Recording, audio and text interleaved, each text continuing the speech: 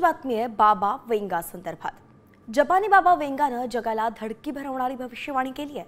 2030 मध्ये एक घातक व्हायरस हाहाकार माजवणारी अशी भविष्यवाणी रियो तात्सुकी यांनी केलेली आहे।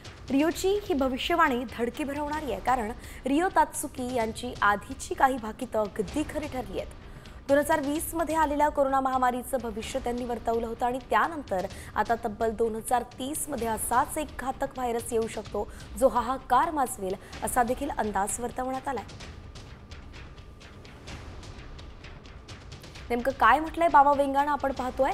2030 मध्ये एक घातक व्हायरस हाहाकार माजवेल। व्हायरस पूर्वीच्या तुलनेत अधिक भयंकर रूप धारण करणार आहे। नवा व्हायरस अधिक लोकांचा बळी घेईल, तर नवा व्हायरस जागतिक आरोग्य व्यवस्था नष्ट करेल।